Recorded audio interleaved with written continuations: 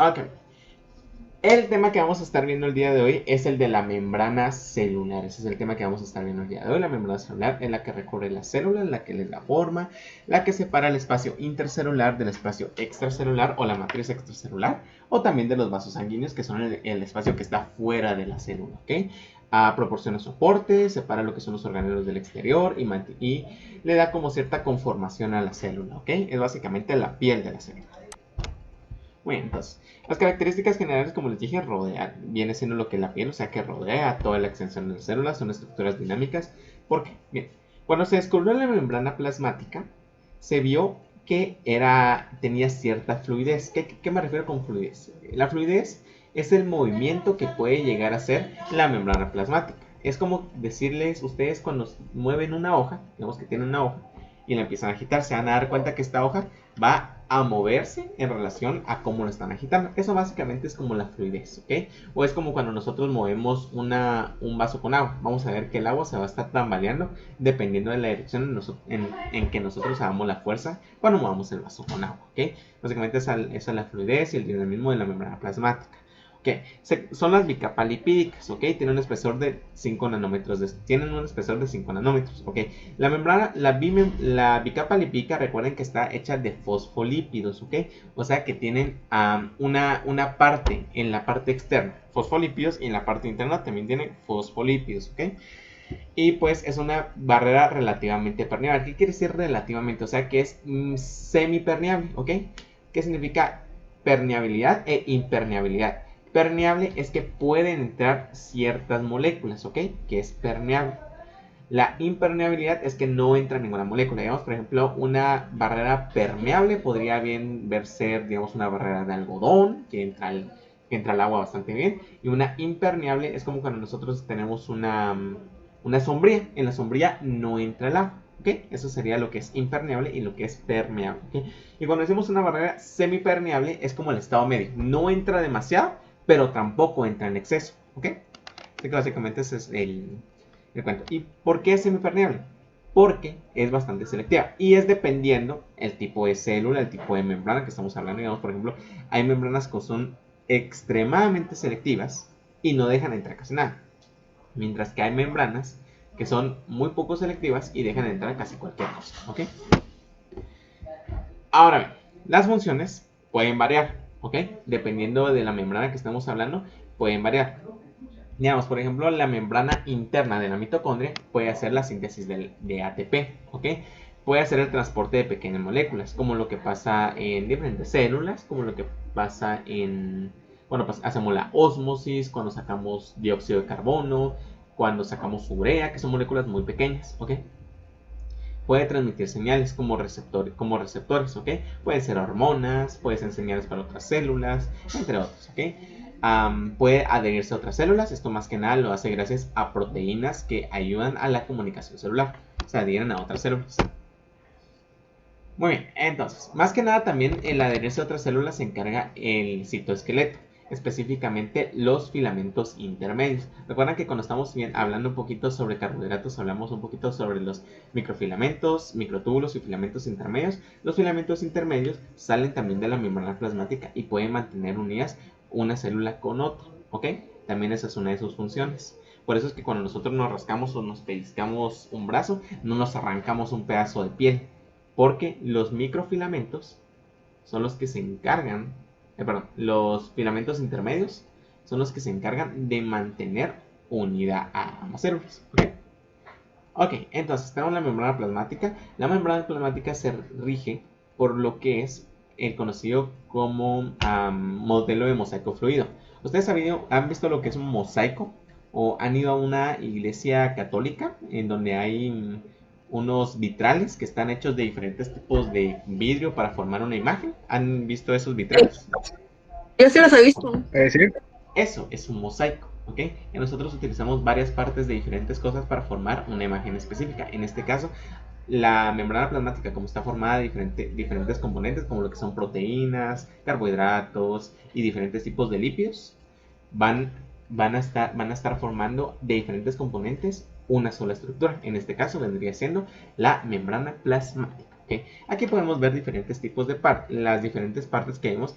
El glucocálix está formado de glucoproteínas, lipoproteínas, proteoglicanos, que son un tipo de glucoproteínas. El glucocálix, la característica es que estos glúcidos que están unidos a proteínas o a lípidos son oligosacáridos. ¿Recuerdan cuando estábamos hablando de carbohidratos y dijimos que los oligosacáridos son estructuras de carbohidratos que son muy pequeñas, que no pasan de 10 o de 20, dependiendo de la bibliografía que estamos hablando? Esos son los oligosacáridos y funcionan como receptores de membrana, ¿ok? Luego tenemos la bicapa de fosfolípidos. Hay una capa externa y una capa interna, ¿ok? Los fosfolípidos son como que la base de toda la membrana, ¿ok? Están en toda la membrana. Luego las proteínas tienen diferentes funciones. Pueden ser glucoproteínas que sirven como receptores de membrana.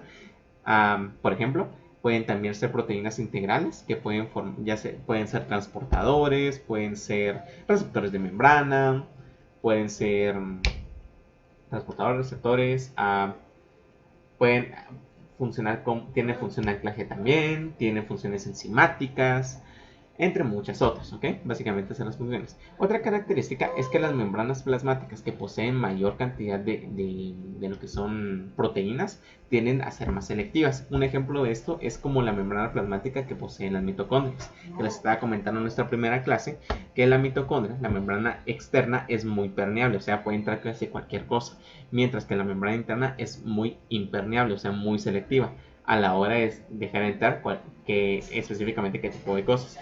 Por lo tanto, tiene ¿por qué se dio esto? Porque hay una cantidad mayor de proteínas en la membrana interna que en la membrana externa. Esto es debido más que nada a factores que ayudan a generar ATP. Como les comenté, la mitocondria en la membrana interna forma ATP. Muy bien. Básicamente lo que constituye son proteínas, pueden ser integrales o pueden ser periféricas. Y las integrales son las que atraviesan directamente la membrana plasmática, como lo vemos acá. Estas son integrales, como estas, que atraviesan de un lado para otro, ¿ok? Que tienen tanto dominio interno como dominio externo, ¿ok? Miren, estas son proteínas integrales, mientras que las proteínas periféricas son como estas, miren este cumulito que está acá. Es una proteína periférica, ¿por qué? Porque solo se encuentra de un lado, ¿ok? Ok, entonces, ahora bien, los glúceos pueden ser ahora vamos con los lípidos, que pueden ser fosfolípidos, glucolípidos y colesterol. Los fosfolípidos, como vimos, no solo existe un tipo de fosfolípido, es dependiendo de el aminoalcohol que está unido. No sé si se recuerdan de la estructura de los fosfolípidos, que estábamos viendo que son dos ácidos grasos, una molécula de glicerol, un grupo fosfato y un radical variable. En este caso es un aminoalcohol, que puede ser corina, etanolanina, colina, etanolanina, serina, inositol, y hay un quinto que no me acuerdo el nombre, disculpe. Y luego viene lo que son los glucolípidos, que son oligosacáridos unidos a la estructura muy parecida a lo que es el fosfolipio, pero en vez del grupo fosfato tiene glúcidos, tiene una cadena de glúcidos, un oligosacárido, ¿ok? Que funcionan como receptores de membrana más que nada, y también como recubierta la membrana, por ejemplo, pueden formar parte de lo que es el glucocálix. Y luego tenemos el colesterol, que recuerden que es un regulador de la fluidez de la membrana plasmática, ¿ok? Ahora, tenemos lo que son los glúcidos. Como vemos acá, también aquí tenemos los glucolípidos, que forman parte de lo que es el glucocálix, por ejemplo, al igual que las glucoproteínas, que también podemos encontrar en el glucocálix, ¿ok? O también pueden formar lo que son receptores de membrana, ¿ok? Que ayudan a captar elementos que están en el medio extracelular para poderlos llevar al medio intracelular, ¿ok? ¿Todo claro? Sí, ¿Chica? Sí. Ok, muy bien, prosigamos. sí, todo claro. Ok, super. Entonces procedemos. Bien, aquí tenemos aquí tenemos, por ejemplo, algunos ejemplos de lo que son las diferentes membranas plasmáticas de diferentes tipos de células, de diferentes tipos de partes de las células. Por ejemplo, en las células nerviosas, ¿ok? La membrana plasmática está mayoritariamente compuesta de lípidos. No sé si recuerdan cuando estábamos hablando de lo que son los fosfolípidos, que hablamos un poquito de eso. Los fosfolípidos que forman la capa mielinizadora de la célula y de las neuronas, que ayudan a acelerar el proceso de sinapsis. Por eso es que está compuesta mayoritariamente de lípidos. Ahora con relación a lo que son las mitocondrias. Las mitocondrias en la membrana externa tal cual no tienen una cantidad exagerada de proteínas, sino que más que nada está como balanceada mitad-mitad, ¿okay? Mientras que la membrana interna tiene mayor cantidad de proteínas. ¿Por qué? Porque como les dije es mucho más selectiva. Ahora, con respecto a la membrana plasmática en eucariontes, generalmente es un 50-50. Una cosa que tal vez no mencione, porque a veces se me olvida, pero es muy importante, hay unas partes en la membrana plasmática eucariota que se conoce como lipid raft. Lipid raft en español vendría siendo balsas lipídicas. Las balsas lipídicas son como secciones donde hay una alta concentración de proteínas, las cuales son básicamente partes en donde la célula hace un intercambio constante del medio intracelular al medio extracelular. Una cosa muy importante es que tenemos que diferenciar los tipos de proteínas. Eso lo vamos a ver un poquito más adelante. Sin embargo, por si cualquier cosa se me olvida mencionar las lipid raft son como que centros de intercambio constante, ¿me entienden? Centros de intercambio constante. Pueden llamarse lipid raft o pueden llamarse balsas lipídicas, ¿ok? Ahora, respecto a lo que es la bicapa lipídica, ¿okay?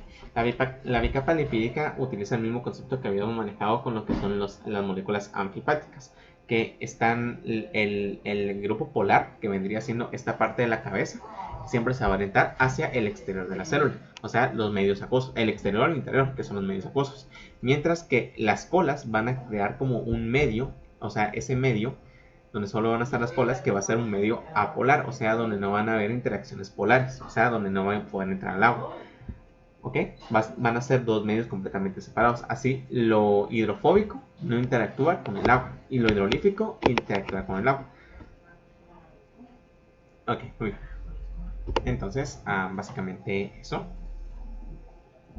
Y pues, ok, aquí tenemos lo que es la estructura de cómo se forma una membrana plasmática. No sé si ustedes se acuerdan de esto, lo que es una mícela. No sé si se recuerdan cómo habíamos hablado sobre una mícela y que es una bicapa.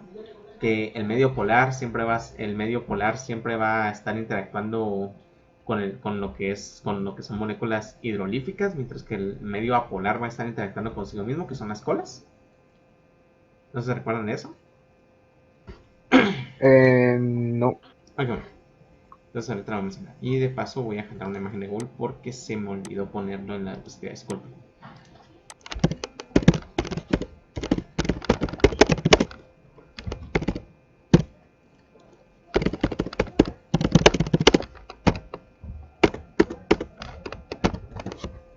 Ok, disculpen por eso. Solo voy a generar una imagen que se me había olvidado componer. Se me había olvidado colocar. Proseguimos, ok. Bien.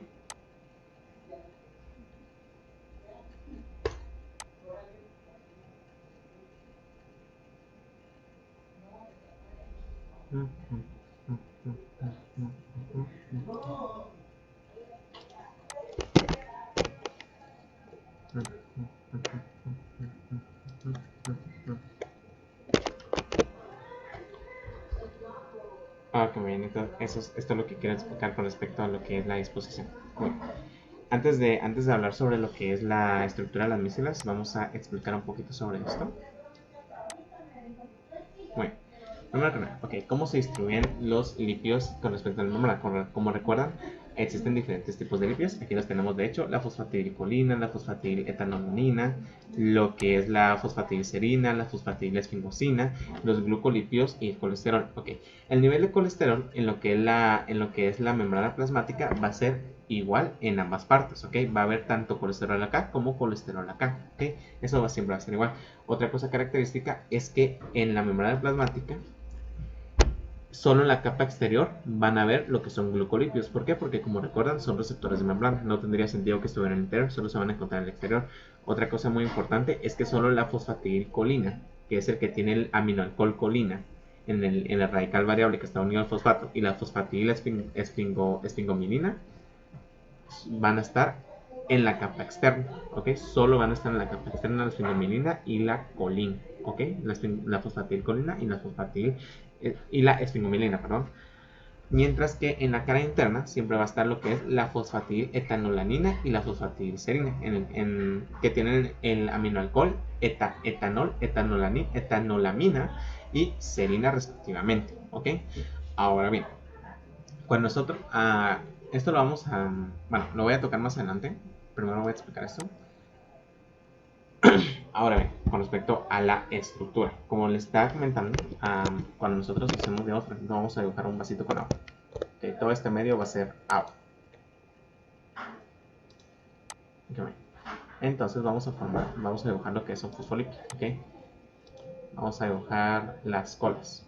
Si nos damos cuenta, las colas, por ser lípidos, no van a interactuar muy bien con lo que es el agua. Entonces van a empezar a interactuar entre ellas, ¿ok? Vamos a ver que van a empezar a interactuar entre ellas. Todas se van a agrupar como en pedacitos, ¿ok? Y van a mandar a interactuar a las cabezas que son hidrolíficas. Van a mandarlas a interactuar directamente con el agua, ¿ok? Aquí interactúa directamente con el agua, aquí interactúa directamente con el agua, y así sucesivamente. ¿Okay? De esa manera, lo que es hidrofóbico va a generar un ambiente completamente hidrofóbico, en el cual solo ellos van a interactuar, mientras que lo que es hidrolífico va a interactuar con todo el medio que está en el exterior, porque el medio que está en el exterior es polar, y al ser estas polares, o sea, las cabezas son cabezas polares. ¿Por qué? Porque presentan carga positiva y negativa, van a lograr interactuar unas con otras. Sin embargo, el medio interior es completamente apolar, o sea que no presenta cargas, por lo tanto no puede interactuar con el medio exterior y le va a huir, ¿ok? Lo polar nunca va a interactuar con lo apolar, ¿ok? Por lo tanto, lo apolar le va a huir a lo polar, ¿ok? Disculpe. Muy bien, entonces tenemos entonces luego tenemos, se forma esta estructura como la que estamos viendo ahorita en la pantalla, que se conoce como micelio, donde ponemos lo que es hidrofóbico en el medio y lo hidrolífico se queda en el exterior, ¿ok? ¿Todo claro? Sí, solo cuál el polar es el que era como en el centro y el que era afuera es apolar, No, no, ¿o no, cómo era? es al revés. Porque recuérdate que Al revés. las Ah, ok. cabezas son las polares, mientras que las colas son las apolares, Oh, gracias. ¿ok? Muy bien, entonces procedamos. ¿Todo claro tú, chica? ¿Todo bien? Sí, oh, claro. Ok, muy bien. Entonces procedamos. Ok. Ahora, para la fluidez, como les dije, van a haber diferentes factores que van a influir. Primero que nada vamos a hablar sobre los movimientos de los fosfolípidos, ¿ok? Vamos a hablar primero de la difusión lateral. Aquí tenemos vamos a agarrar esta imagen.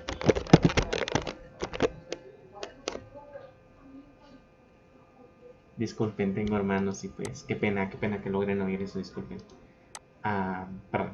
En fin, el caso. Cuando hacemos una difusión lateral es cuando hacemos un intercambio de los fosfolípidos que se encuentran en la misma área. O sea, es como que te estuvieran dando cola a la hora de ir a comprar algo al supermercado. Disculpe, me puede dar cola, yo se lo llevo como dos productos, usted tiene como que la carreta entera. Pues. Así que pues el otro fosfolípido le dice, claro, claro, te doy cola. Y solo hacen un como que intercambio de lugares. Eso es una difusión lateral. El de la izquierda va para la derecha y el de la derecha va para la izquierda. ¿Ok? Básicamente ese es el movimiento, ¿ok? Este no utiliza energía, por lo que no es termodinámicamente desfavorable. Ok, ahora bien, existe lo que se conoce como la rotación de cabezas y la flexión flexión de las colas. La rotación de cabezas es cuando nosotros venimos y hacemos que el fosfolipio dé una vuelta, ¿ok?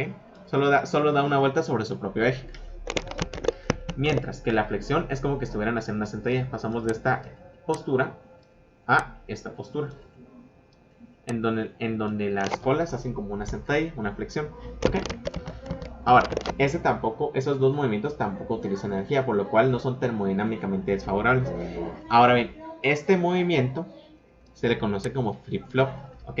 En donde el que estaba en el exterior, digamos por ejemplo, viene siendo se va a pasar al interior, y el que estaba en el interior va a pasar al exterior, o sea, como que es un intercambio entre el exterior e interior, ¿ok?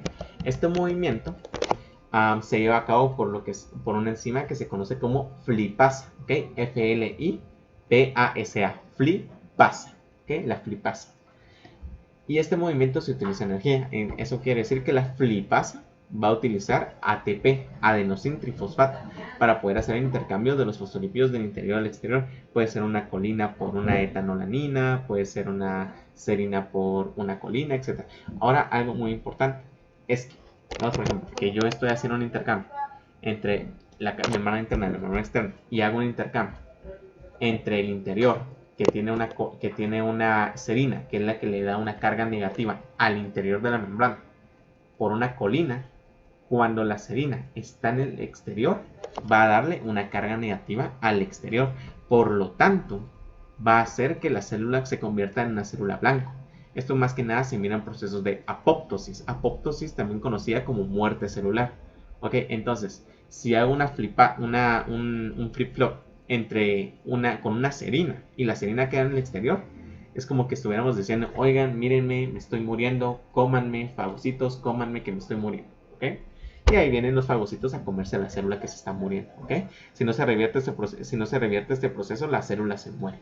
Si se llega a revertir, pues todo vuelve a la normalidad. ¿Ok? Así que básicamente eso. Otra cosa que olvidé mencionar es que la membrana plasmática siempre va a adquirir una carga negativa en el interior. ¿Ok? Gracias a la serina. Y básicamente esos serían los tres movimientos de la membrana. Esos son los tres movimientos para los fosfolípidos. ¿Ok? ¿Claro con los tres movimientos?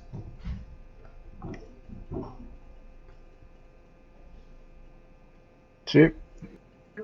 Sí, Ok, muy todo bien. claro. Súper, muy bien. Entonces prosigamos.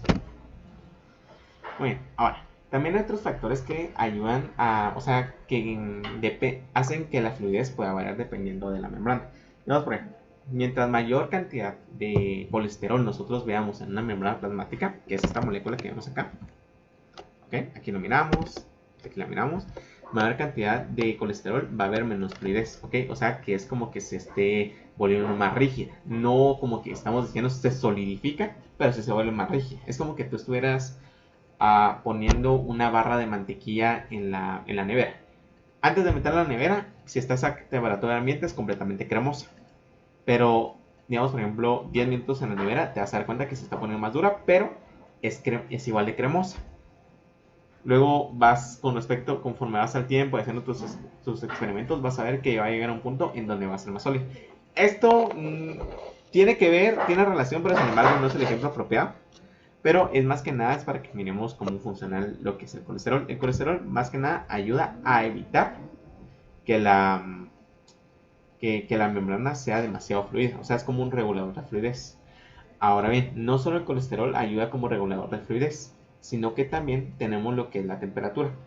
La temperatura también ayudará a que sea más fluida la membrana.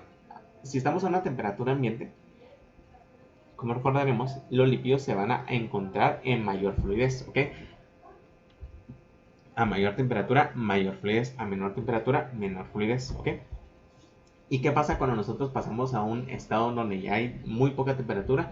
Los fosfolípidos pasan a un proceso que se conoce como cristalización de fosfolípidos. Esta cristalización es como que nosotros estuviéramos congelando y volviéndolos como bastones de hielo, básicamente. Es como un proceso parecido cuando miramos como cuando miramos que congelamos un vaso con agua, ¿ok? Eso es como una cristalización, si se dan cuenta.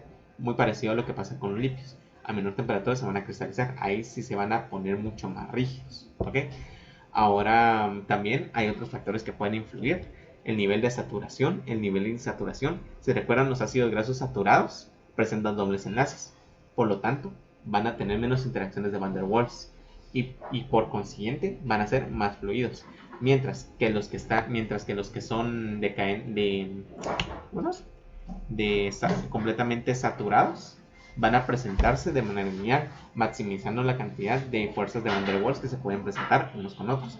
Por lo tanto, van a ser menos fluidos. ¿Por qué? Porque van a estar más agrupados. ¿Okay? También depende el largo de la cadena. Mientras más largas sean las cadenas, va a haber menor fluidez. Mientras más cortas sean las cadenas, independientemente sean saturados o insaturados, va a haber más fluidez. ¿Por qué? Porque recuerden que a menor tamaño de la cadena, menor cantidad de fuerzas de Van der Waals se van a presentar, y de esa manera va a haber más fluidez. ¿Por qué? Porque a menor cantidad de fuerzas de Van der Waals se rompen más fácilmente. Por lo tanto, al romperse más fácilmente, la fluidez va a verse favorecida. ¿Ok? ¿Todo claro?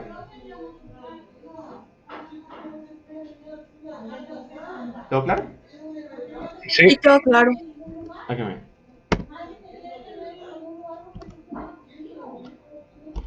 Muy bien, ok. Ahora con respecto a la asimetría de la membrana. Más que nada la asimetría se relaciona con respecto al tipo de lípidos que están tanto en el exterior como en el interior. ¿Ok? Entonces, por ejemplo, en el exterior solo vamos a encontrar lo que son los glucolípidos, lo que son los esfingolípidos, porque jamás van a encontrar esfingolípidos en la cara interna, sino que son en la cara externa.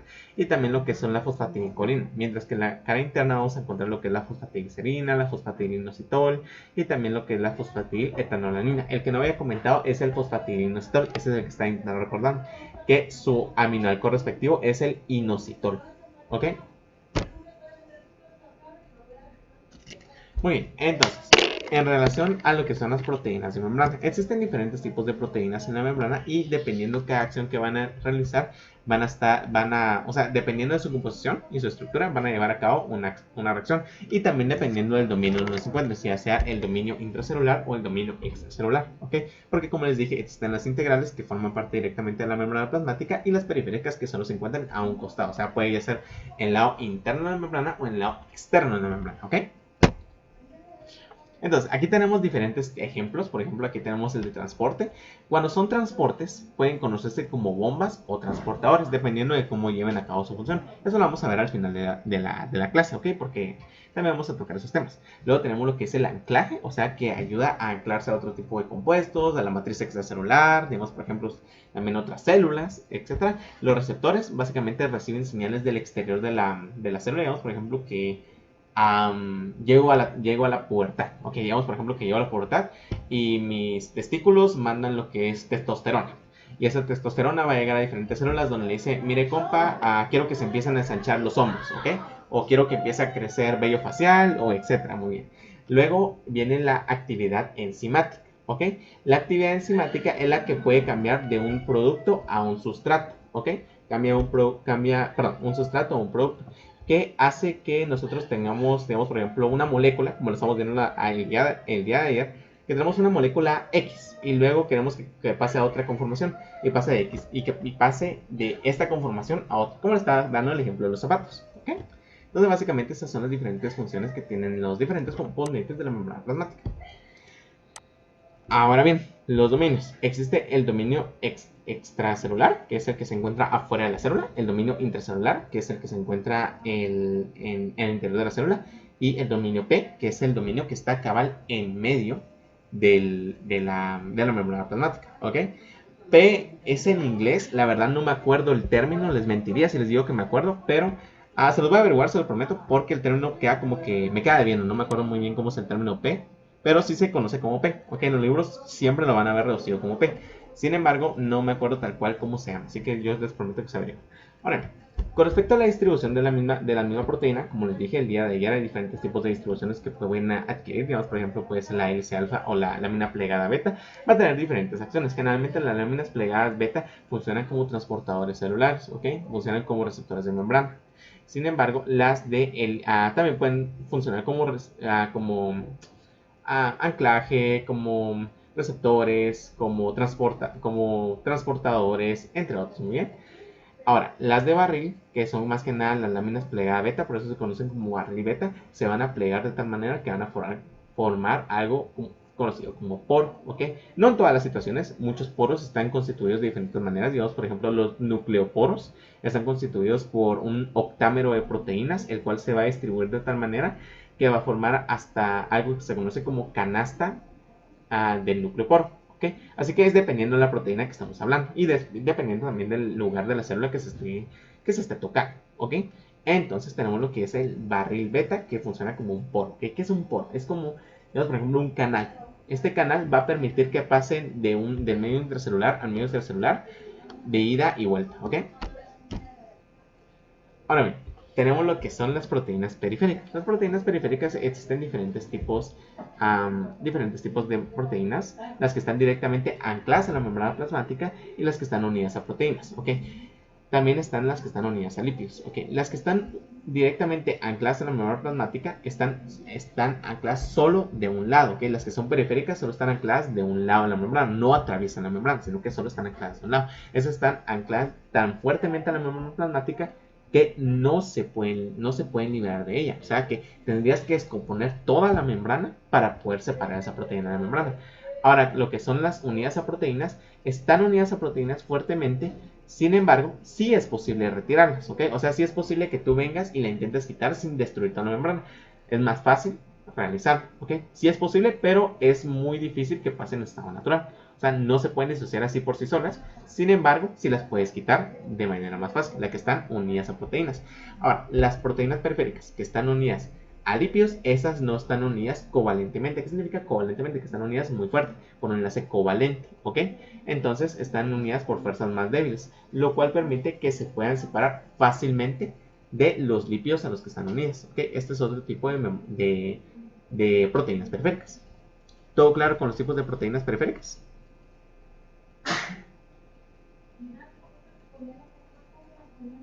Sí, ¿Chica? Sí, todo claro. Súper, procedamos.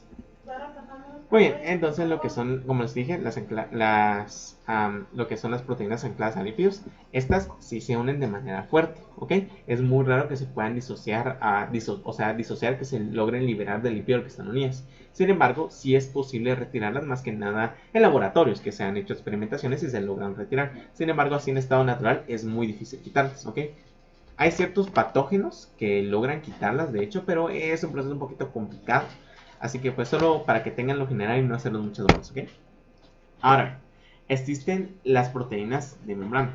Dependiendo de cuántas veces van a atravesar la membrana, se les van a conocer como proteínas bitópicas. Eso quiere decir que atraviesan como que fuera solo una vez la membrana, o sea, de un lado para otro. Las proteínas monotópicas que ni siquiera atraviesan la membrana, sino que se encuentran de un solo lado de la membrana. Y las proteínas politópicas que atraviesan varias veces la membrana como que fuera un zigzag. Paso una vez, paso otra vez, paso una vez, paso otra vez, paso una vez, paso otra vez, ¿ok? Entonces básicamente esos son los tipos diferentes de proteínas que se encuentran en la membrana plasmática. ¿Todo claro? Chicos. sí, sí. Muy bien, ok. Chica.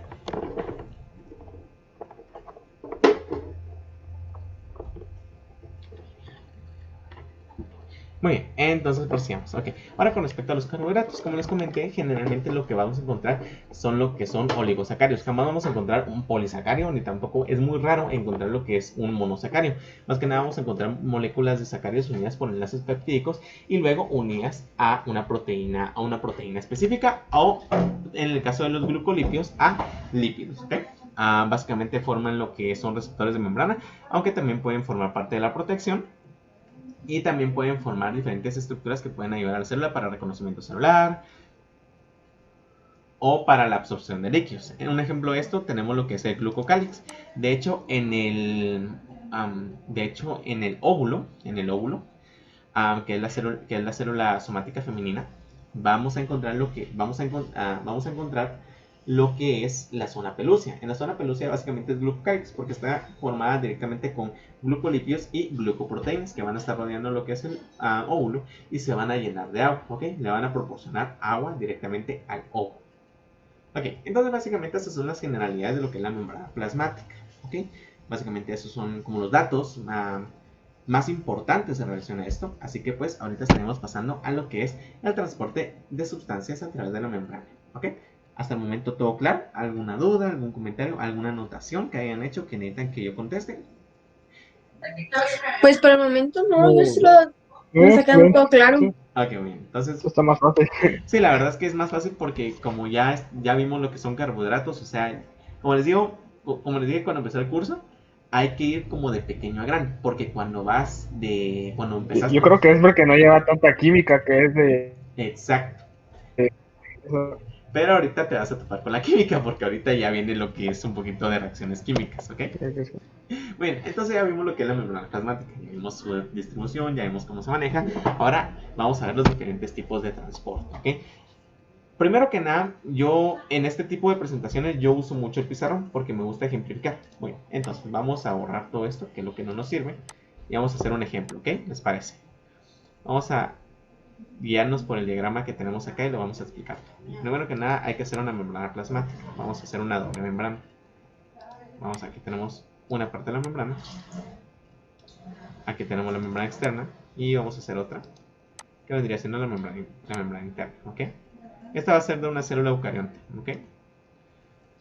Y vamos a ejemplificar los diferentes tipos de transporte. Muy bien, primero que nada, cierto, vamos a hacer los fosfolípidos, ¿ok? Siempre hay que... Vamos a solo hacerlo algo así improvisado para que economizar tiempo. Miren, aquí vamos a hacer aquí están las colas de los fosfolípidos. Todo esto morado va a ser el centro hidrofóbico. Y todo esto en negro va a ser las caras polares que están dando a los centros hidrolíficos, ¿ok? Recuerden que aquí son medios acuosos, así que van a ser directamente lo que es agua, ¿ok? Aquí tenemos lo que es agua, aquí tenemos lo que es agua, ¿ok? Y se dan cuenta, el medio hidrofóbico no tiene contacto con el agua. Muy bien, entonces vamos a hablar sobre lo que es, primero que nada, el transporte pasivo. ¿Okay? El transporte pasivo se divide entre subunidades. Primero que hablemos la difusión simple. La difusión simple es cuando moléculas muy pequeñitas, como esta, vamos a hacer una molécula amarillita. Esa molécula pequeñita logra pasar del espacio intracelular o el espacio extracelular, dependiendo de qué vía vaya, a el otro espacio, ¿ok? Sin necesidad de ningún transportador, simplemente pasa, ¿ok? No necesita un transportador. Esto más que nada se dan en moléculas muy pequeñitas, como lo que son agua, lo que son urea, dióxido de carbono, por ejemplo, pasan directamente por simple difusión, porque son moléculas muy pequeñitas. Ya cuando hablamos de una proteína o un glúcido, por ejemplo, la glucosa, ya son moléculas más grandes que no logran pasar la membrana por simple difusión, ¿ok? Ahora, con respecto a lo que es el siguiente punto, que es la difusión facilitada, es cuando ya utilizamos un transportador, ¿ok? Un transportador es una proteína. Vamos a agarrar un color verde. Es una proteína y vamos a poner esto. Una proteína que va a ayudar a que una molécula ya de un tamaño un poco mayor, ¿ok? Si se encuentra está más grande, logre pasar del espacio intracelular al espacio extracelular, dependiendo de la dirección en la que vaya, hacia el otro lado de la frontera, por así decirlo.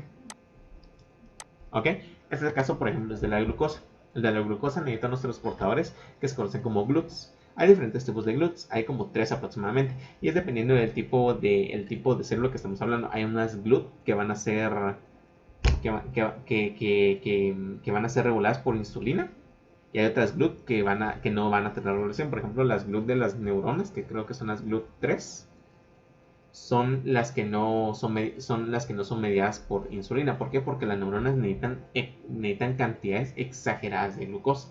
¿Por qué? Porque llevan una actividad constante. O sea, nunca descansan las neuronas. Por lo tanto, van a necesitar glucosa constantemente. ¿Ok? Entonces, ahí tenemos lo que es ahí lo que tenemos es un transportador. ¿Ok? Ahorita voy a explicar un punto importante. Y luego tenemos lo que es la ósmosis. Okay. Aquí tenemos la ósmosis es cuando hacemos el traspaso de moléculas de agua de un lugar a otro. ¿Ok? Simplemente el agua que está de este lado, o sea, a este lado, pasa a este lado. Puede ser por difusión simple, como lo vemos ahorita, o la difusión facilitada. ¿Cómo puede ser por difusión simple? Ok, tenemos una molécula de agua. Okay. Todo esto es agua, pero voy a poner un agua un poquito más, una molécula. La voy a resaltar este color. Esa molécula va a pasar directamente acá. O sea, simplemente va a pasar. Dice, yo paso por acá, yo paso por acá, yo paso por acá. ¿Okay? Simplemente pasa. Ahora, cuando utilizamos un transportador, que es para difusión facilitada, estos poros, estos transportadores, se van a conocer como aquaporinas. ¿Ok? Aquaporinas. Estas aquaporinas van a permitir que una mayor cantidad de moléculas de agua, o sea, mayor cantidad, y aquí tenemos, logren pasar de una sola vez a el otro lado, ¿ok? O sea, logren pasar sin necesidad de tener que hacer un viaje por todo. Es como que como que un ferry, ¿ok? Es como que un ferry donde caben muchas moléculas de agua y logran pasar unas con otras. Ahora, las principales condiciones que se necesitan en este tipo de modelo, el del pasivo, que además estos son los tipos de pasivos. Sin embargo, tienen que seguir ciertos normativos. ¿Ok? Vamos a borrar todo esto. Y tienen que ir a favor del gradiente de concentración. Y ustedes dirán, Luis, ¿qué es el gradiente de concentración? Vamos a hacer mi ejemplo que siempre hago con unos vasos con agua. ¿Ok? Vamos a dibujar 2 vasitos con agua. Bien, vamos a dibujar este vasito con agua. Disculpen mis dibujos un poco abstractos, por así decirlo. Tenemos 2 vasitos con agua. Diremos que son iguales, ¿ok? Son 2 vasitos de agua iguales. Ahora bien, en ambos vasos con agua voy a poner dos cantidades diferentes de azúcar, ¿ok? Entonces vamos a simbolizar el azúcar con un color naranja. En este vaso va a haber más azúcar. En este vaso va a haber menos azúcar, ¿ok? Entonces, y vamos a llenar ambos vasos con agua, ¿ok? Ya en este vaso con agua, ya en este vaso con agua. Y vamos a colocar bien azúcar, azúcar y azúcar. Muy bien, entonces, bueno, evidentemente nos damos cuenta qué vaso tiene más azúcar, ¿ok? Que viene siendo el vaso número 1. Y el vaso número 2 va a ser el que tiene menos azúcar. Cuando estamos diciendo a favor de gradiente de concentración, ¿ok? Es que estamos diciendo que vamos a pasar ok, en este caso, el azúcar va a simbolizar el, perdón, se me fue el nombre soluto, ok. El azúcar va a simbolizar el soluto y el agua va a ser el solvente, ok. El soluto es como lo que nosotros ponemos en un como líquido, el que se encuentra en mayor cantidad, o puede ser líquido, puede ser gaseoso, puede ser sólido, pero el que se encuentra en el ambiente. Digamos, por ejemplo, si yo tengo una jarra de agua y pongo una cucharada de azúcar, el que se encuentra en mayor cantidad es el agua. Entonces ese sería mi solvente. Mientras que el que está en menor cantidad, que viene siendo mi azúcar, vendría siendo el soluto. Ok, entonces mi azúcar va a ser el soluto. ¿Por qué? Porque está en menor cantidad que el agua. Entonces, mi azúcar, cuando estamos hablando a favor de gradiente de concentración, es cuando vamos de una región de mayor cantidad de soluto a una región de menor cantidad de soluto, para poder igualar ambos lugares. ¿Okay? Ese es el objetivo de ir a favor de gradiente de concentración, que al final de cuentas tengan la misma cantidad de soluto en ambas áreas, tanto en un vaso como en otro. ¿Okay? Básicamente eso es ir a favor de gradiente de concentración. Ahora, ¿qué quiere decir ir en contra de gradiente de concentración?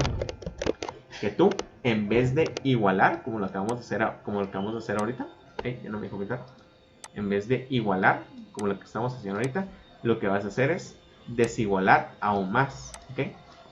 Eso es ir en contra de gradiente de concentración. Ahorita vamos a explicar eso. Cuando vamos en contra de gradiente de concentración es cuando vamos de una región de menor cantidad de soluto a una región de mayor cantidad de soluto.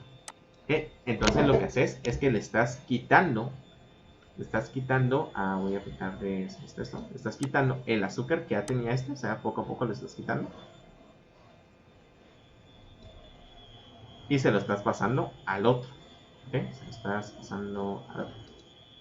Aquí poco a poco va teniendo el azúcar que tenía el otro lado. ¿Okay? Eso es ir en contra del gradiente de concentración. Ahora, una de las condiciones que tiene el transporte pasivo es que toda la vida va a ir a favor de gradiente de concentración, con el objetivo de igualar. ¿Okay? El transporte pasivo siempre va a ir a favor de gradiente de concentración, con el objetivo de igualar ambos espacios, para que ambos espacios tengan la misma cantidad de soluto. Okay, entonces, si nos dicen transporte pasivo, estamos diciendo de ir de una región, de ir a favor del gradiente de concentración, lo cual quiere decir de ir de una región de mayor concentración de soluto a una región de menor concentración de soluto. Pero aquí muchas veces les hacen trampa, porque les hacen una pregunta de análisis. Volvamos al ejemplo del azúcar. Bueno, tenemos los dos vasos con azúcar. Si nos damos cuenta, uno tiene más que el otro. O sea, entonces, cuando nosotros miramos que uno tiene más azúcar que el otro, vamos a decir, bueno, si uno tiene más azúcar, va a tener evidentemente menos agua. Y si el otro tiene menos azúcar, evidentemente va a tener más agua. Entonces, decir de una región de mayor concentración de soluto a una región de menor concentración de soluto es lo mismo decir de una región de menor concentración de solvente, que el solvente recuerden que es el agua, de una región de menor concentración de solvente a una región de mayor concentración de solvente. ¿Ok? Entonces tenemos que entender y analizar cómo se nos está describiendo. Ok, entonces recuerden, pasivo siempre va a ir a favor del gradiente de concentración. El gradiente de concentración a favor, positivo, podría describirse de dos maneras diferentes. De ir de una región de mayor concentración de soluto a una región de menor concentración de soluto, o también de una región de menor concentración de solvente a una región de mayor concentración de solvente. ¿Ok? ¿Todo claro?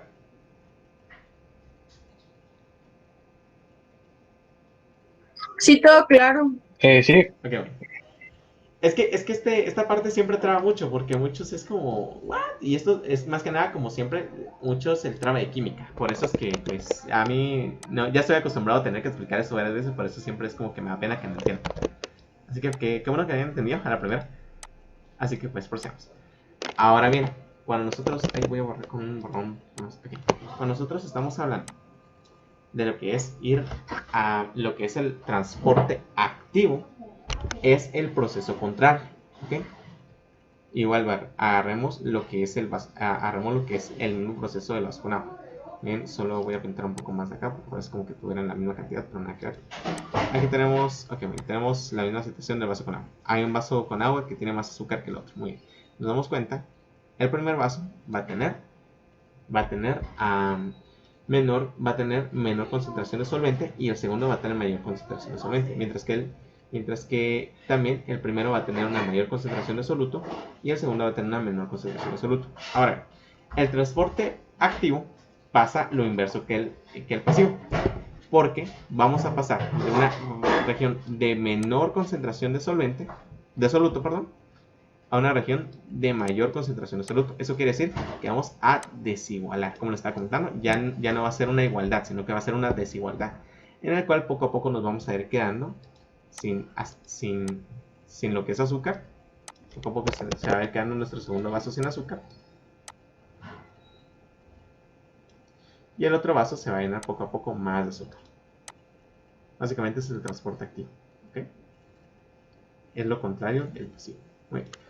Ahora, con respecto al transporte activo y el transporte pasivo. Bueno, ¿cuál es la diferencia entre ambos? Primero que nada vamos a leer el transporte activo gracias a lo que es lo que son las bombas. Okay. Vamos a hablar primero de las bombas. Vamos a borrar todo esto. Cuando es transporte activo, cuando es transporte, como estamos hablando, el pasivo, se nos conocen como transportadores. ¿Por qué? Porque no utilizan energía. Si no utilizan energía, se conoce como transportador. ¿Okay? Sin embargo, cuando estamos hablando del transporte activo, vamos a estar hablando de lo que es una bomba, ¿ok? Entonces, vamos a hablar de la bomba más conocida, que es la bomba sodio-potasio, que esa sí les viene aquí en su examen, ¿verdad? La bomba sodio-potasio es una bomba que se encuentra en ambos espacios, en el extracelular y intracelular. Primero que nada, van a salir dos sodios. Vamos a simbolizarlos con color azul. Del medio perdón, son tres sodios. Van a salir del medio intracelular. Cuando los tres sodios van a interactuar, lo que va a venir es que esta proteína va a tener una reacción directamente relacionada con ATP. El ATP, el ATP, va a venir y va a pasar por acá. Va a pasar por un proceso de hidrólisis en el cual vamos a hacer que pase de ATP a ADP, que se conoce como, este es adenosin trifosfato y este es adenosin difosfato. Ok. Y va a quedar impregnado un grupo fosfato en este. Ok. Ahí está el grupo fosfato impregnado. Luego, gracias. este es el pasivo, ¿verdad? No, esta es activa, porque ya utilizamos ATP. Esta es activa. Y va en contra del Sí. gradiente de concentración. Va en contra del gradiente de concentración, porque aquí vamos a simbolizar el sodio con azul. ¿Okay? Vamos a dibujar unos sodios más. Si nos damos cuenta, este espacio, el de adentro de la célula, tiene mucho menos sodio, mientras que el espacio de afuera tiene mucho más sodio. ¿Ok? Entonces aquí estamos yendo de una región, y vamos a simbolizarlo, vamos a poner símbolos de otro color. Sana. Aquí hay más y aquí menos. Entonces vamos pasando de una región de menor concentración de sodio a una región de mayor concentración de sodio. Estamos utilizando una bomba y estamos utilizando energía en forma de ATP, por lo cual se considera como transporte activo. Si hubiera sido el proceso inverso y ni siquiera estuviéramos utilizando ATP, que vamos de una región de mayor a menor, sería considerado como transporte pasivo. ¿Por qué? Porque estamos yendo a favor del gradiente de concentración, pero en este caso estamos yendo en contra del gradiente de concentración. ¿Ok? Por eso que se conoce como transporte activo, porque vamos en contra, utilizamos energía. Ok. Entonces, cuando se queda el grupo fosfato impregnado en la proteína adquiere estos tres sodios, los cuales se van a incorporar a la proteína y van a pasar de este lado, que es el lado interno. Miren, estos tres sodios van a pasar y por todo hasta acá, porque la proteína, lo que está en el interior, pasa hasta al exterior. ¿Ok? O sea, lo que está en el interior pasa al exterior. Eso es un cambio de conformación tridimensional. ¿Ok? Es un cambio de conformación tridimensional. Y lo que estaba en el interior, o sea, esta parte que se unió con el fosfato y que se va a unir con estos tres, o sea, como que los va a anclar, va a presentar un cambio de conformación, permitiendo que lo que está adentro pase afuera y lo que está afuera pasa adentro. ¿Ok?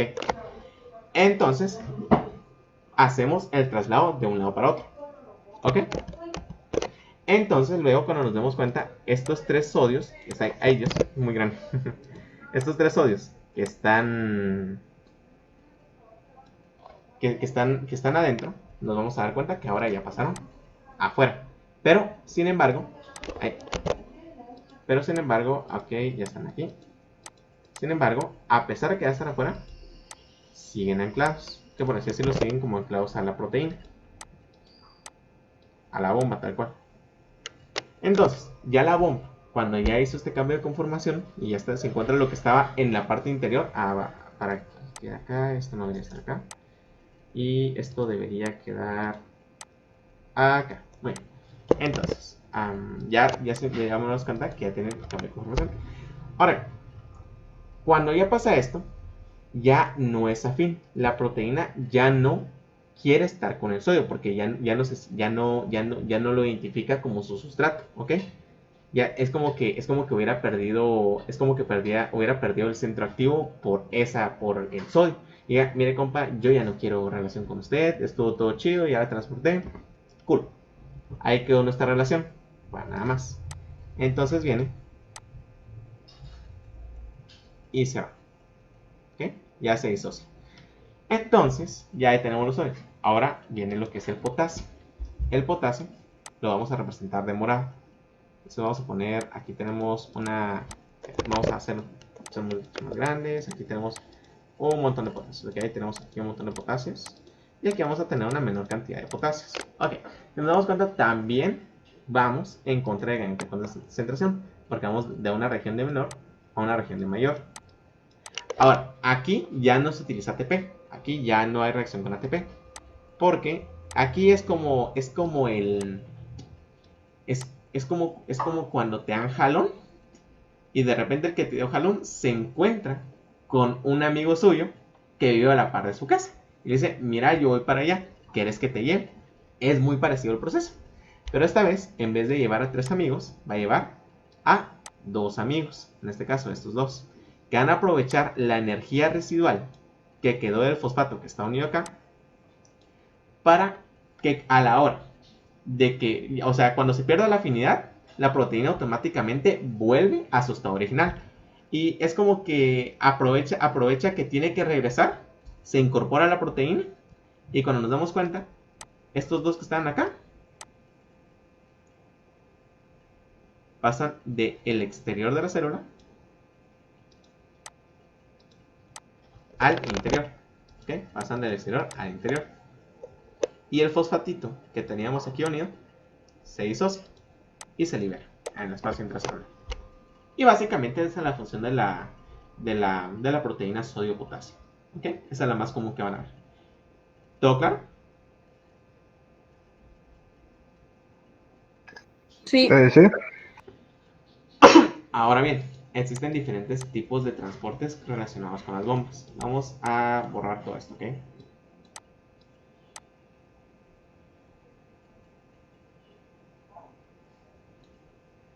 Ok, bien. Entonces. Ok. Entonces, aquí vamos a hacer otra membrana. Aquí vamos a hacer otra membrana. Entonces vamos a hablar de los diferentes tipos de transporte. Relacionados con el transporte activo, ¿ok? Entonces vamos a dibujar otra bomba. Esta bomba es de color amarillo. Entonces, nuestro sustrato que va a ser transportado va a ser este. Entonces, cuando solo se mueve una molécula de un espacio a otro, ya sea intracelular a extracelular o viceversa, cuando solo se mueve una molécula, se le conoce como uniporte. ¿Okay? Solo una es uniporte. Ahora bien, cuando son dos, no voy a borrarlo, de hecho me serviría tenerlo. Cuando son dos y van en la misma dirección, o sea, dos diferentes, dos de la misma, no sé. Cuando van dos diferentes en la misma dirección, se le conoce como simporte, porque pasan del interior al exterior o del exterior al interior, como sea, pues, juntos, ¿ok? Eso se le conoce como simporte. Ahora, cuando se hace una de ida y vuelta, o sea, como que pasa de acá para acá y la otra va a pasar de allá para acá, utilizando la misma proteína, evidentemente. Ok, que va una para el otro lado y una para el otro lado, se le conoce como antiporte. Ok, entonces uniporte cuando solo va una, simporte cuando van dos para el mismo lado, y antiporte es cuando va una para un lado y la otra para el otro lado, utilizando la misma bomba, como lo vimos con la sodio potasio. Por lo tanto, la sodio potasio sería un tipo de transporte antiporte. ¿Ok? ¿Todo claro?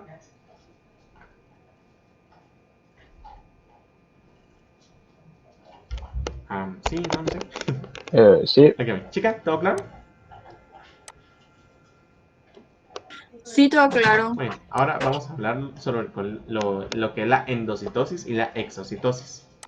Ya, vamos a hablar sobre eso. Primero que nada, aquí está aquí tenemos una célula. Ok. Primero hablemos sobre lo que es la endocitosis. La endocitosis se divide en dos, lo que es la fagocitosis y la pinocitosis. Y también existe la endocitosis mediada por receptores, ¿ok? Que puede ser fagocitosis o pinocitosis. Pero bueno, muy bien. Primero que nada, hacemos lo que pasa una invaginación. Aquí tenemos la célula tal cual, todo chido. Pero luego, mira, un pedacito de la célula, un pedacito, va a empezar a curvarse hacia el interior. Poquito a poquito. Se va a empezar a formar una curva un poquito más grande. Y luego cada vez un poquito más grande. Así sucesivamente. ¿Okay? Esto se conoce como endocitosis. Hasta que en algún momento va a formarse una vesícula que solo va a estar unida por acá. Y posteriormente va a formarse una vesícula que va a quedar en el medio intracelular. ¿Ok? Eso es endocitosis. ¿Ok? Eso es endocitosis. Que queda directamente dentro de la célula. ¿Ok? Se forma esta imaginación y poquito a poquito va a quedar en el interior. ¿Ok? Dependiendo del contenido que tenga nuestra vesícula, va a ser conocida como fagocitosis o va a ser conocida como pinocitosis. Ok, la fagocitosis es un proceso por el cual nosotros venimos y adquirimos algo que es fagocitosis, perdón, algo que es sólido. Ok, cuando es algo sólido, venimos, lo agarramos, lo sólido lo vamos a representar como oral. ¿Okay? Esto sólido se va a incorporar a la membrana, ¿okay? Se va a unir directamente a la membrana y va a formarse esta invaginación que les estaba comentando. ¿Okay? Poquito a poquito. Entonces, ya, cuando pasó todo el proceso en el cual la imaginación se llegó al punto donde ya como que se liberó, venga y queda como una vesícula.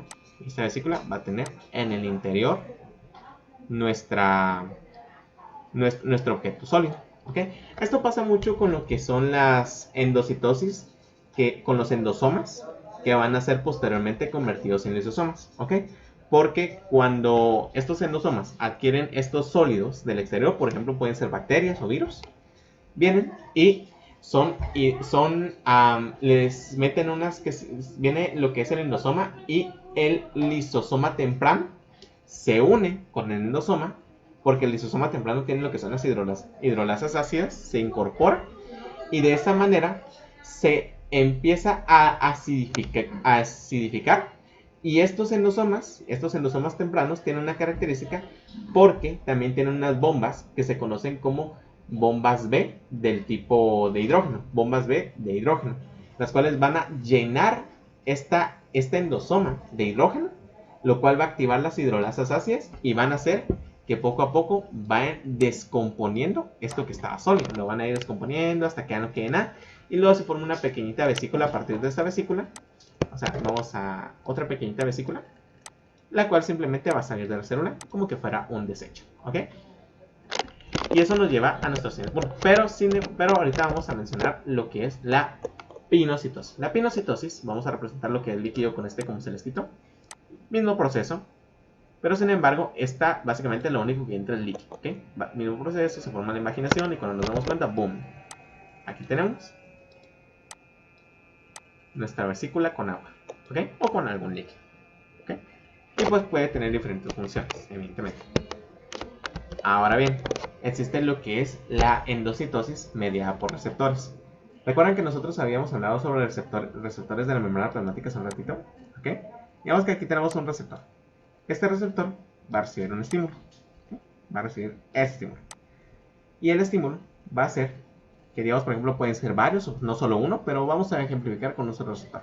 Este receptor va a hacer que nuestra célula, poquito a poquito, se vaya invaginando, o sea que se vaya contrayendo hacia su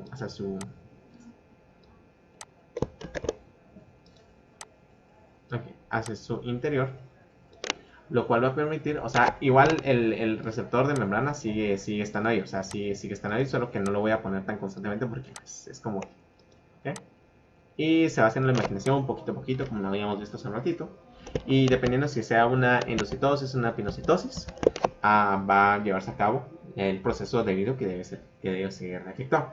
Dado por ejemplo que fuera una fagocitosis, la fagocitosis se da mucho en lo que son los endosomas. ¿Okay? Los endosomas, por ejemplo, son como los macrófagos. Los macrófagos son tipos de células como leucocitos que ayudan a la defensa del cuerpo. ¿Okay? Consumen bacterias, consumen virus y pues ayudan a defender más que nada el cuerpo. ¿Okay? Ahora bien, hablando de lo que es una ahora vamos a hablar sobre lo que es la exocitosis. Digamos, por ejemplo, que la célula quiere excretar algún componente o quiere mandar una hormona, o sea, puede ser por diferentes motivos. O sea, digamos, por ejemplo, que quiere sacar una hormona, que quiere excretar algún residuo, y va a formar lo que es una pequeña vesícula con el contenido dependiente. Esta vesícula va a venir y se va a, por así decirlo, a incorporar a la membrana plasmática. ¿Okay? Poquito a poquito se va a ir incorporando. Primero que nada va a haber el primer contacto. ¿Okay? Este primer contacto es como que decir, bueno, me voy a juntar a esta la par. Y luego poco a poco va a ir abriendo la membrana plasmática. Como las vesículas, recuerden que son igual, tienen una doble membrana, así que fácilmente se pueden incorporar. ¿Ok? Y poquito a poquito, hasta que llega el punto en donde llega a la estructura normal de la membrana. ¿Ok? Y expulsa el contenido que tenía en el interior hacia el exterior. Pero depende. Pueden ser proteínas, por ejemplo. Pueden ser enzimas. Pueden ser lo que son hormonas, entre otras cosas. Okay. Ahora bien, depende si lo va a expulsar o no. Digamos, por ejemplo, hay vesículas que existen diferentes tipos de vesículas. ¿Okay? Que funcionan como en la exocitosis. Pero bueno, entonces, primero que nada vamos a representar las proteínas o sea, el contenido con moradito. ¿Okay? Están las que tienen, digamos, por ejemplo, sus proteínas o digamos que estamos excretando proteínas. ¿Ok? Entonces, miren, están en el centro, no tienen contacto con la membrana. Pero hay otras que tienen las proteínas integradas en la membrana. Pueden ser unas que salen de ambos lados, pueden ser periféricas que solo están de un lado, o pueden ser las periféricas que están del lado externo. Estas van a las segundas que estoy mencionando son las que se incorporan a la membrana y de esa manera le dan a la membrana plasmática nuevas proteínas de membrana. Ok, otra vez. Le dan a la membrana plasmática nuevas proteínas de membrana. Miren, se van a incorporar las proteínas, pueden ser de ambos lados, pueden ser de un lado, pueden ser de solo un lado externo, un lado interno, de ambos lados, etc. Ok, y aquí van a estar las que cabal se expulsan. Ok. Así que pues tienen diferentes funciones, ¿ok? Recuerden que si van a ser proteínas que van a ser expulsadas porque van a formar parte de la membrana plasmática, se sintetizan por los ribosomas del retículo plasmático rugoso, ¿ok? Así que básicamente eso sería por lo que es pinocitosis y exocitosis. Ahora bien, hay un proceso que se conoce como transitosis. que nuestra vesícula va a incorporar, digamos, por ejemplo, un elemento. Vamos a ponerlo de azul. ¿Ok? Va a pasar por acá. Y bueno, y luego va a quedar en el interior. ¿Ok? En el interior, aquí ya tenemos la vesícula. Y esta vesícula viene y pasa de un lado a la membrana. O sea, pasa de un lado de la célula a otro. Puede ser de este lado, puede ser de este lado, puede ser de este lado. O sea, dependiendo, ¿ok? O sea, dependiendo de dónde se quiera enviar. Y luego va a llegar a otro extremo. Evidentemente su contenido no se va a ver afectado, ¿ok? No va a tener afecciones como lo que pasa con la endocitosis, como pasa con lo que son la formación de lisosomas, entre otras cosas. Y su contenido va a ser completamente intacto, ¿ok? Lo único que pasa es como venir, pasa de un lado de la membrana y sobre una vesícula, viene y sale el otro lado de la membrana, ¿ok? Entonces hacemos todo ese proceso, pasa. Y cuando nos damos cuenta, tenemos ya la vesícula, se incorpora otra vez a la membrana plasmática y el contenido pasa de un lado de la célula al otro lado de la célula. Básicamente ese es el punto de la transcitosis, ¿ok? ¿Todo claro?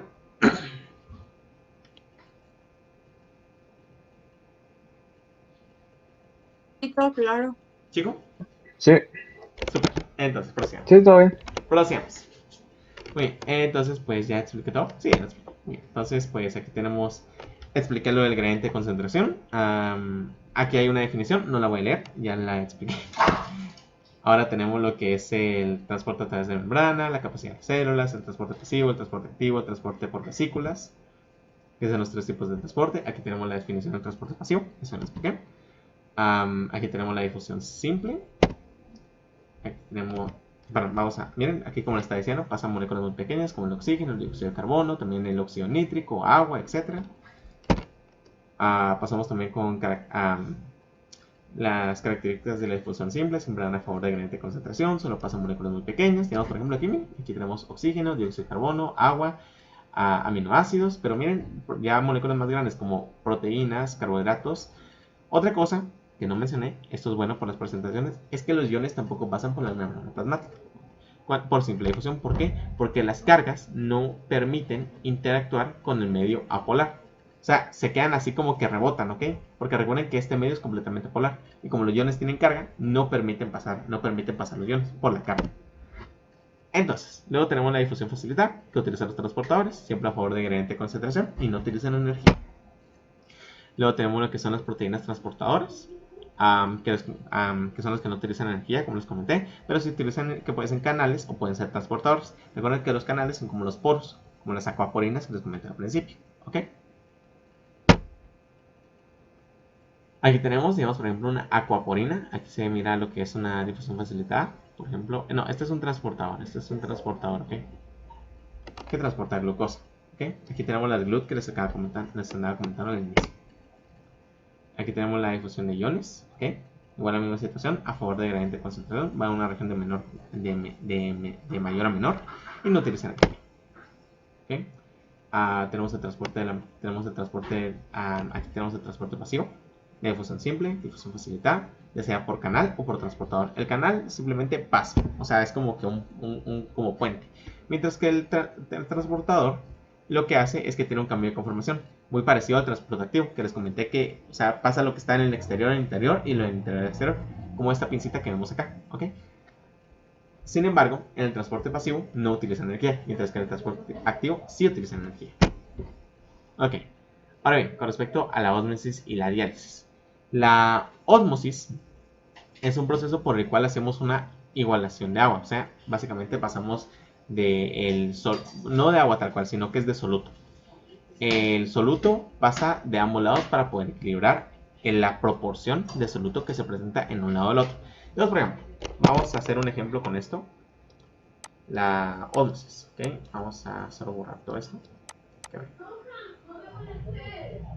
Entonces tenemos un vaso con una membrana semipermeable. Ok, solo ahí, externamente.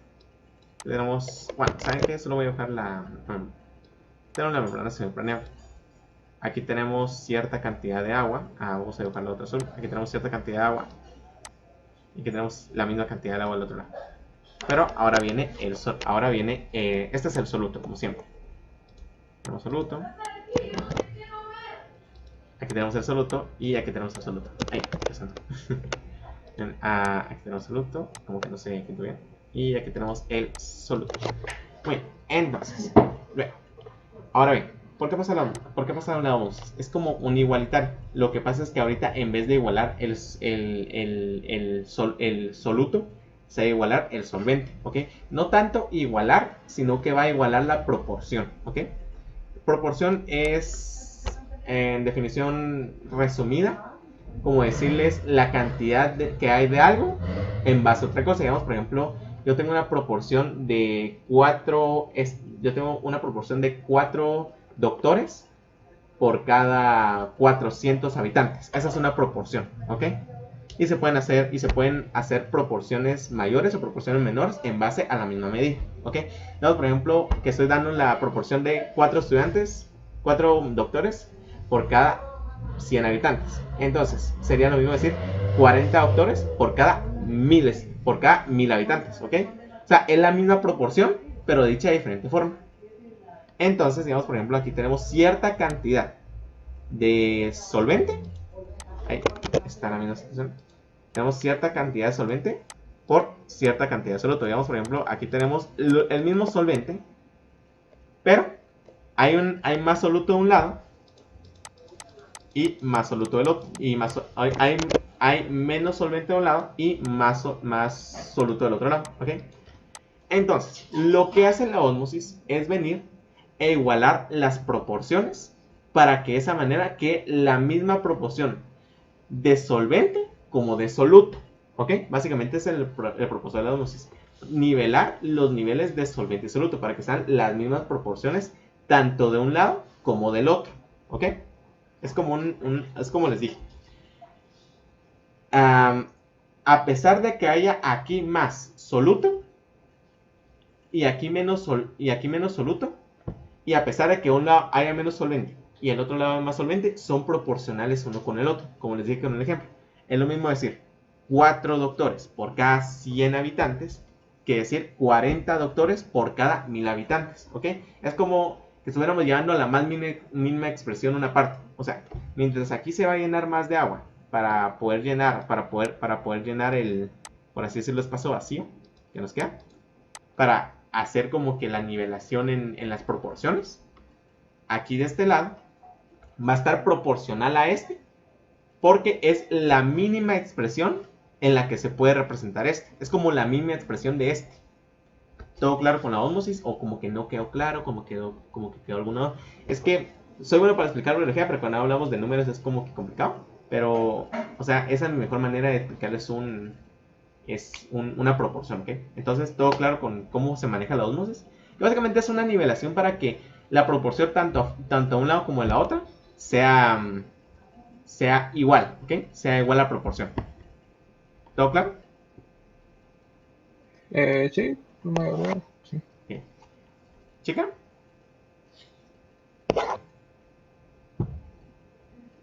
Sí, todo claro. Bueno, entonces procedamos. Entonces, ahora bien, lo que es la diálisis. Ok, la diálisis es un proceso un poquito diferente. Digamos, por ejemplo, yo tengo. Ahora bien, ¿ustedes tienen algún familiar que le hagan diálisis? ¿Algún familiar o algún amigo que conozcan que le hagan diálisis? Que siempre tiene que ir como a un centro de diálisis para que lo conecten a una máquina y le drenen toda la sangre y se la vuelvan a incorporar. No sé si conocen a alguna persona. Yo no, yo no. Tampoco. Este es un proceso un poquito complicado, pero lo vamos a explicar de la mejor manera. Entonces tenemos esta membrana semipermeable. Por ejemplo, que conectan a la persona a la máquina. Okay. Cuando le hacen diálisis es cuando los riñones no pueden detoxificar el cuerpo y todas las toxinas quedan en la sangre. Entonces, lo que hacen es que ponen toda la sangre, todo el líquido, lo ponen en una máquina que drena toda la sangre y luego viene y la mete como que, o sea, mantiene constante el flujo de sangre, pero la va drenando poco a poco. Y viene y la mete como que en una recámara. Esta recámara se divide por dos partes, la parte A y la parte B. La parte A va a estar y la parte B van a estar separadas por esta membrana semipermeable. Okay. Entonces, va a entrar líquido. Okay. Para hacer una definición rápida de diálisis. Pasa el líquido de esta región y el líquido vamos a representar el líquido como contaminado con este color y el líquido descontaminado con este color. Entonces, pasan de una dirección a otra, o sea, pasan la membrana permeable, ¿ok? Pasan así. Ahora bien, este líquido contaminado tiene como ciertas partículas, ¿ok? Va a tener ciertas partículas, miren, va a tener unas partículas flotando. Estas partículas no van a lograr pasar la membrana impermeable, se van a quedar atoradas acá. Y el líquido va a pasar completamente purificado, por así decirlo, de este lado de la membrana a este lado de la membrana. ¿Okay? ¿Por qué? Porque esta membrana semipermeable no deja entrar moléculas muy grandes. Sin embargo, sí deja entrar estas moléculas, que es las moléculas de agua, que son mucho más pequeñas, y atrapan las moléculas que son más grandes, que son los toxificantes. ¿Okay? Entonces, ya cuando termine el proceso, nosotros nos vamos a dar cuenta que de un lado, de este lado donde está todo el agua, por así decirlo, sucia, va a quedar todo el contenido que no era deseado, y del otro lado va a quedar completamente purificado. Es como esos purificadores que utilizan como trapos de tela, que utilizan algunos campistas, que utilizan algunos sistemas de purificación de agua para poder eliminar todas las toxinas, y de esa manera solo queda el agua completamente purificada. ¿Ok? ¿Todo claro con lo que es la diálisis? Sí. Ok, entonces Sí, también. procedemos. Obviamente, este es un proceso solo de diálisis. Aparte está la hemodiálisis, que ahí sí es el proceso que llevan a cabo las personas que tienen fallo renal. ¿Ok? Una cosa muy interesante que dieron en el congreso, bastante bonito, que hablaron sobre el fallo renal, y pues ahí les voy a mandar el video porque está bastante, o sea, hablaron mucho sobre cómo es un riñón, que es antes y después de un fallo renal, bastante bonito, y cómo llevan a cabo los pacientes esta situación de tener que hacer la hemodiálisis, cuál es la tasa de mortalidad, bastante bonito. Aquí tienen, bueno, esto es lo que acabo de explicar, de hecho, es que no lo voy a volver a repetir. O sea, si quieren lo repito, pero si no quieren no lo repito. Ahora, ¿qué es una solución isotónica, una hipertónica y una hipotónica? Muy bien, vamos a ejemplificarlo siempre. Muy bien. Ok, muy bien, vamos a borrar todo esto.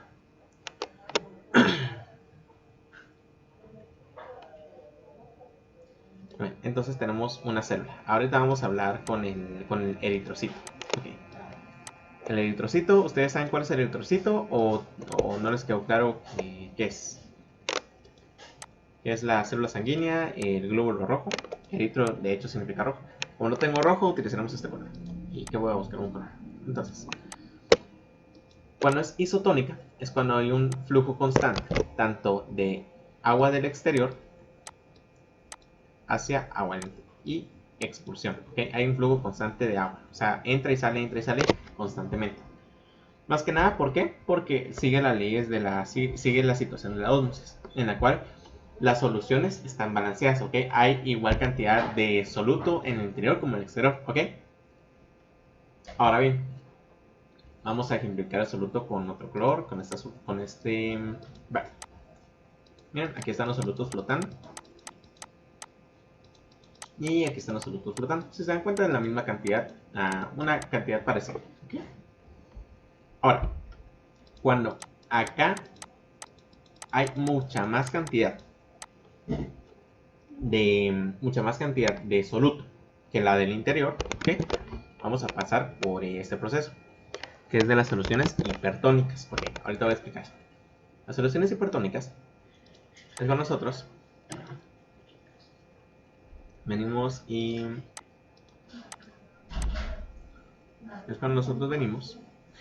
el flujo de agua es mayor del interior hacia el exterior. Sin embargo, al interior ya no vuelve a entrar, solo sale. Y por eso es que muchas veces, cuando pasamos a una solución hipotónica, vamos a ver que nuestros leucocitos se van a arrugar. Así, de esta manera se empiezan a arrugar. ¿Ok?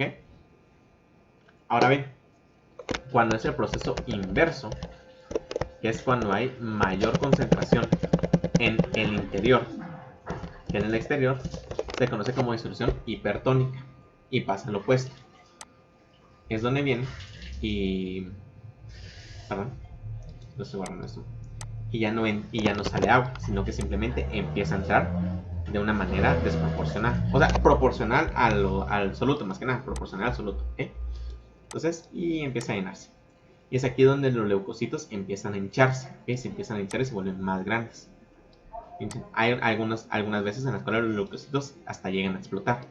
Por esa situación, por la aceleración hipotónica. ¿Y por qué sea esto? Por las mismas leyes que les estaba comentando en la ósmosis.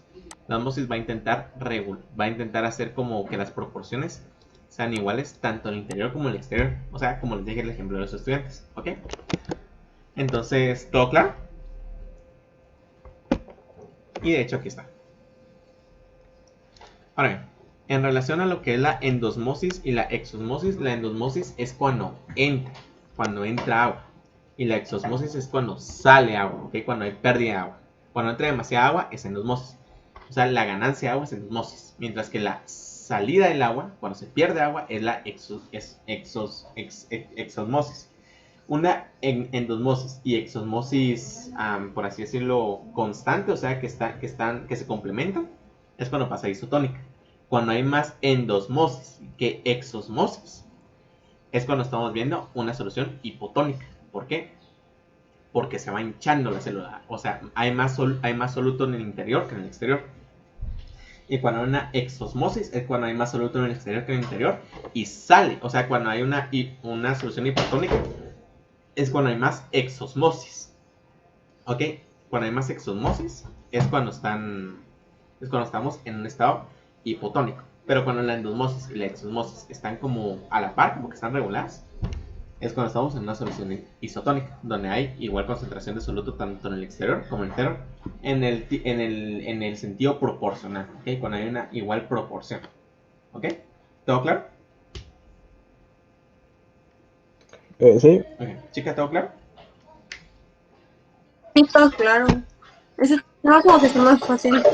Es más fácil de la semana, hijo. La verdad es que sí, por eso es que, o sea, como te dije, es como ya estás tan acostumbrada a ver temas tan pesados. Cuando ya sabes, es como, eso está bien paja, está bien fácil, ¿ok? ¿Me entiendes?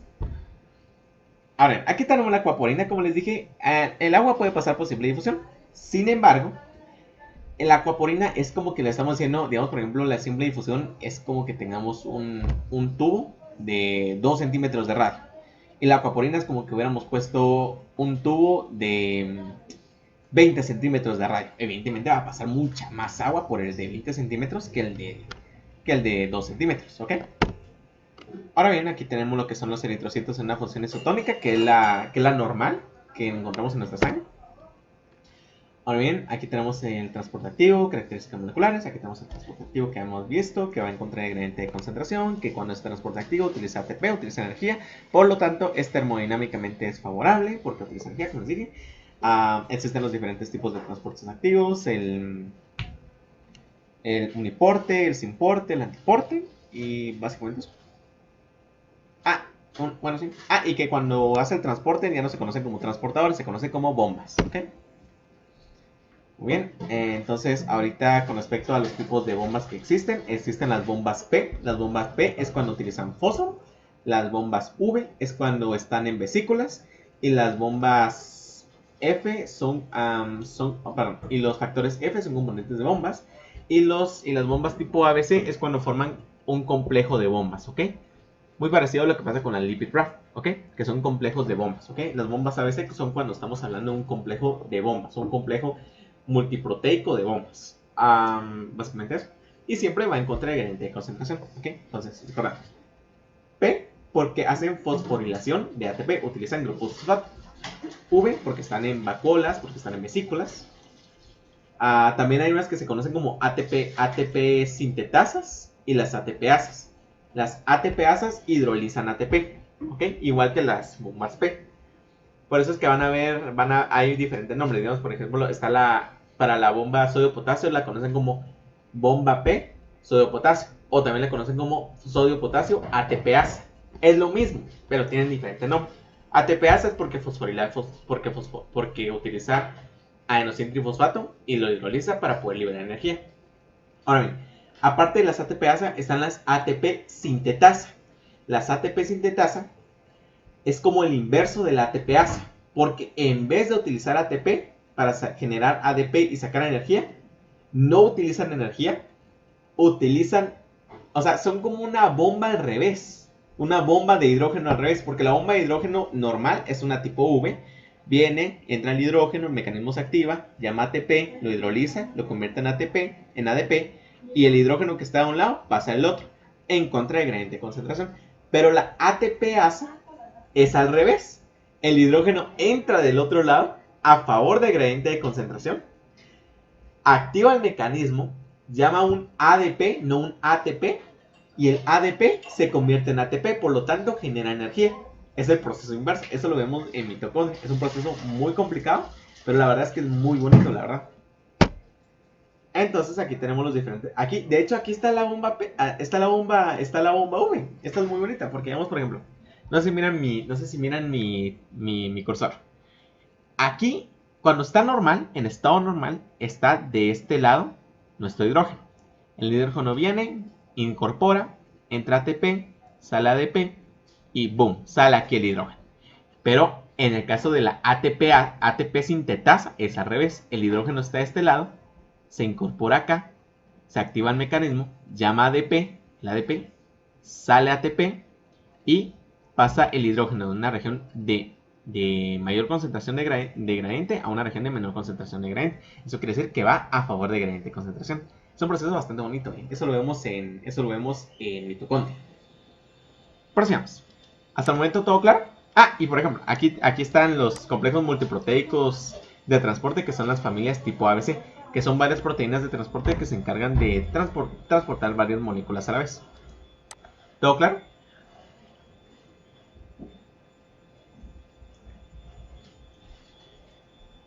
Sí, Sí. Ok, súper. todo claro. Y aquí tenemos un ejemplo de ATPasa, hidróliza ATP, como les estaba comentando. Aquí tenemos lo que es la bomba sodio potasio, que se les acabo de explicar.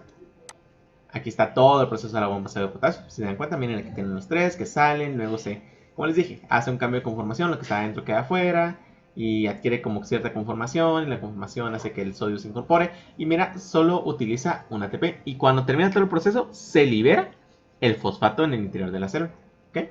No se libera en el exterior, se libera en el interior, ok. Entonces, procedemos. Bien, con el que sigue, la bomba tipo P, que fosforilato fosfato. Ok, otra que me da falta.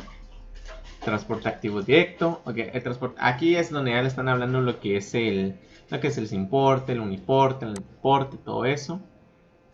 Lo que va a favor de gradiente de concentración, lo que no va a favor de gradiente de concentración, que son el cotransporte de transporte activo. El transporte activo, que es cuando va. O sea, el uniporte, bueno, el simporte y el antiporte son dos tipos de cotransportes.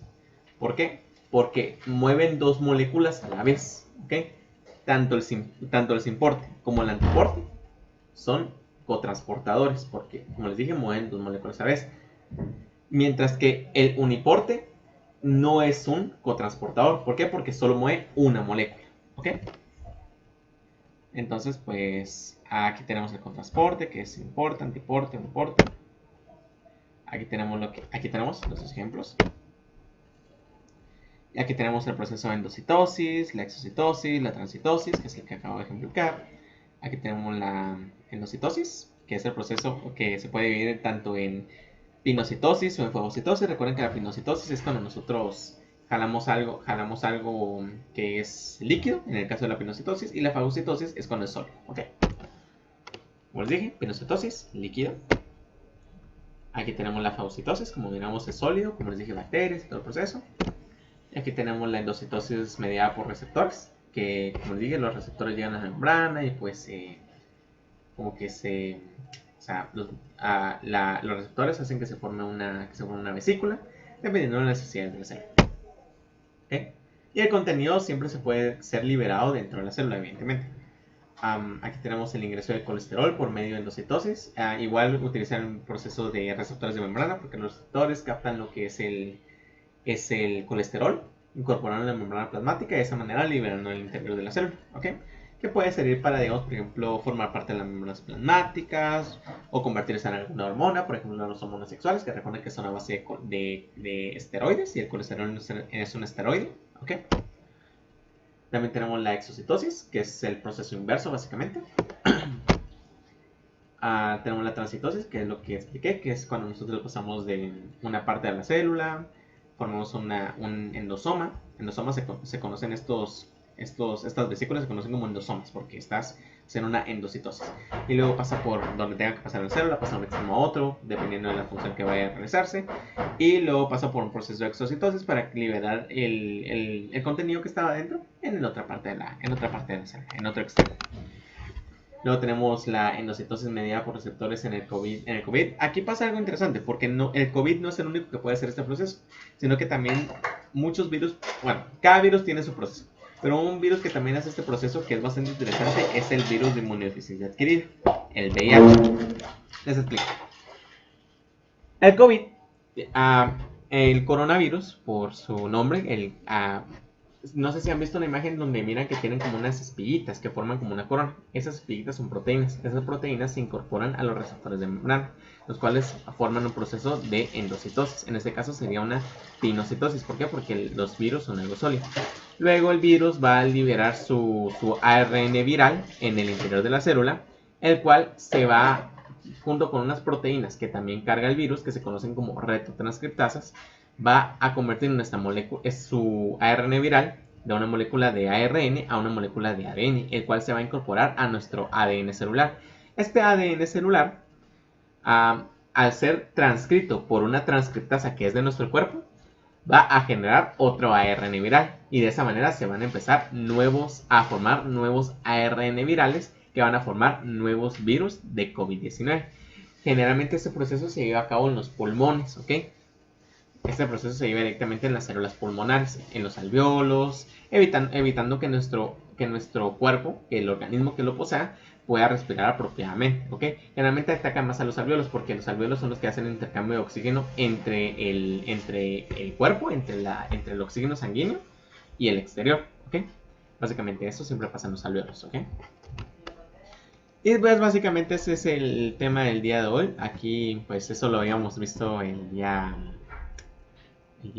sábado la semana pasada, que les había dicho que este es el juramento hipocrático. Este es el juramento que se nos dijo. Así que pues esto sería todo. Y dejaré de grabar en este momento.